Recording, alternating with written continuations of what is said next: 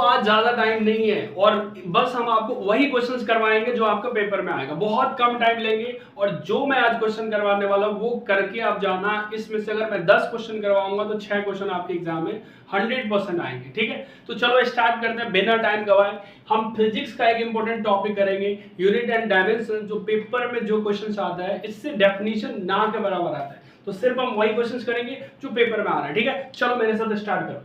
तो important questions of unit and dimension, हम पहला क्वेश्चन कर लेते हैं एक बार, जिसमें एक आता है कन्वर्जन ऑफ यूनिट। जैसे कहेगा कि कन्वर्ट 1 जूल इनटू अर्थ। आपको पता होना चाहिए कि जूल जो है वो एनर्जी का एसआई यूनिट है और अर्थ जो है वो सीजीएस यूनिट है। ठीक है, तो आपको कैसे कन्वर्ट करना है, ये आपको 2 से 3 नंबर के पेपर में आएंगे, जो आप अगर स्कूल का भी सीबीएसई का पेपर देना चाह रहे हैं तो उसमें आता है। ठीक, तो कैसे कन्वर्ट करोगे, तो सबसे पहले आपको एनर्जी जूल्स आपको पता है, इसका डायमेंशन क्या होता है, तो आपको पता होना चाहिए कि ml/t-2, हमें कह रहा है सीजीएस में कन्वर्ट करो। तो एक फॉर्मूला आता है यूनिट एंड डायमेंशन में, आपने पढ़ा होगा U1 N1 equal to U2 N2, ये फॉर्मूला, यानी एक का ये जो पहला UN है वो यूनिट है और उसका ये यूनिट्स और इसका जो नंबर्स आएंगे वैल्यू, और इसी तरह से हमारा, एक मिनट रुकिए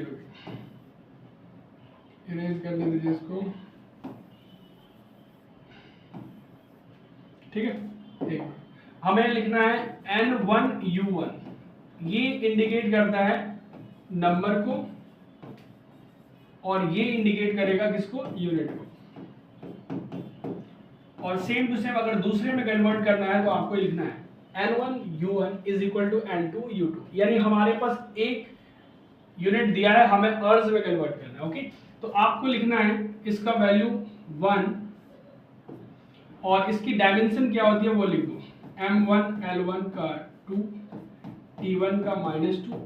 दूसरे यूनिट में कन्वर्ट, N2 की हमें वैल्यू चाहिए और इसकी डायमेंशन आप एक यूनिट से दूसरे में यूनिट में कन्वर्ट करो, डायमेंशन कभी उसका चेंज नहीं होता, तो आपको सेम टू सेम डायमेंशन लिखना है, लेकिन इस बार M2 L2 और T2। तो अगर इसको आप वैल्यू निकालना चाहते हैं तो इसको क्या करोगे, इसको नीचे भेजोगे डिवाइड के फॉर्म में, तो हम लिखेंगे N2 is equal to M1 by M2, फिर इसी तरह L1 बाई L2 की पावर कितना है 2, और सेम टू सेम क्या होगा T1 बाई T2 के पावर -2। अब आपको SI को CGS में चेंज करना, तो हमारे पास जो है SI सिस्टम में आप बताओ मास को हम क्या लिखते हैं, मास को लिखते हैं kg, लेकिन आपको कन्वर्ट किस में करना है, CGS में, ये CGS सिस्टम है, तो आप 1 kg को CGS में हम लिखते हैं ग्राम, तो 1 kg को ग्राम, लेंथ को आप लिखोगे 1 मीटर, और अगर उसको CGS में कन्वर्ट करना है तो सेंटीमीटर। टाइम जो है आपको SI में लो या CGS में, टाइम का दोनों में सेम ही वैल्यू होती है, 1 सेकेंड 1 सेकेंड।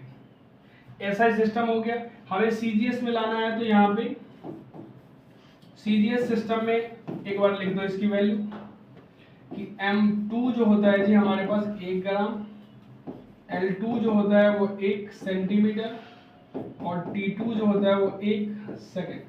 अब इन दोनों वैल्यू को आप डिवाइड कर दो, ठीक है, M1 M2 की वैल्यू दे दो और डिवाइड कर दो, आपके पास N2 आ जाएगा। तो देखो हमने यहाँ पे लिखना क्या है, 1000 ग्राम अपॉन में 1 ग्राम,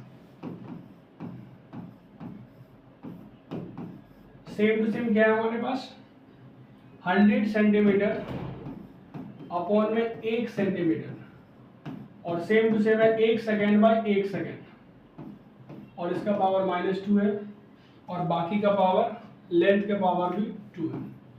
तो आप इसकी वैल्यू हम देखेंगे, ग्राम से ग्राम कैंसिल, सेंटीमीटर से सेकेंड से सेकेंड, ये बच जाएगा, 3 जीरो है तो इसको हम ऐसे लिख सकते हैं, और ये देखो 2 जीरो है और उसका पावर भी 2 आ गया, तो 3 और 2 के पावर, ये पावर को पावर से मल्टीप्लाई हो जाता है, तो हमारे पास आ गया 10 की पावर 7।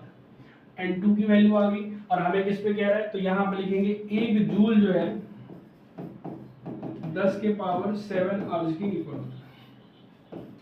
अगर आप जेईई मेंस एडवांस वाले बच्चे हैं तो आपको ये वैल्यू सिर्फ रटा हुआ होगा, ठीक, लेकिन एग्जाम में आपको ये करके दिखाएगा, 2 से 3 नंबर में आएगा, तो आपको करके ही दिखाना होगा स्टेप बाय स्टेप। ओके, चलो नेक्स्ट क्वेश्चन देखते हैं।